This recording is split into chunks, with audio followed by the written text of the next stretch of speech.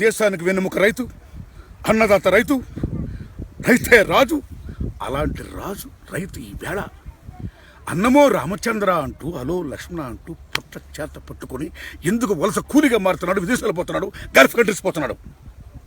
గిట్టుబాటు రాకపోవడం వల్ల, కష్టపడుతూ లేకపోవడం వల్ల.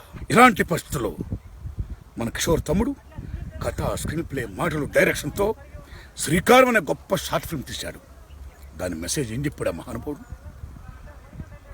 ఈ మట్టి వాసనతో, ఈ మట్టి తల్లి నమ్ముకొని ఎవడైతే పెరిగి పెద్దయ్యాడో అలాంటి వారు తన నాన్న రైతుగా ఇతిబాతులు గురైనప్పుడు తను చదువుకున్న చదువుకి, తన మేధస్సుకి ఏ అమెరికానో ఆస్ట్రేలియానో ఎక్కడికో పోయి ఉద్యోగాలు చేసి డబ్బు సంపాదించి హ్యాపీగా ఉందో అని కాకుండా గొప్ప మహోన్నత లక్ష్యంతో ఏ తండ్రిని నమ్ముకున్నా, ఏ భారతమాత నమ్ముకున్నా, ఏ మహాతల్లి మనకు అన్నం పెడుతున్నా ఈ వ్యవసాయాన్ని నమ్ముకుందాం రండి, ఇక్కడ పండిద్దాం రండి అని అన్నప్పుడు మాకు గిట్టుబాటు ధర దొరకట్లేదు, మా కూలీ రేటు సాగట్లేదు, మేము ఇక్కడ ఉండలేము, మేము బతకలేము, కాబట్టి మేము వెలిసిపోతామని చాలామంది కార్మికులు కూలీలు అంటుంటే, ఓ మిత్రులారా మీరు పోవద్దు, మీరు రండి, మీ కూలి నేనిస్తా అని రైతు వ్యవసాయాన్ని మించిన లాభసాటి వ్యాపారం ఏమీ లేదని ఈ డాక్యుమెంట్ శ్రీకారం ద్వారా శ్రీకారం చుట్టిన కిషోర్కి నేను హృదయపూర్వక ధన్యవాదాలు చెప్తున్నాను.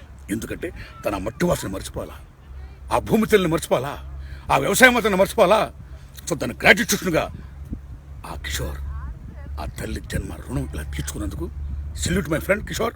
All the best.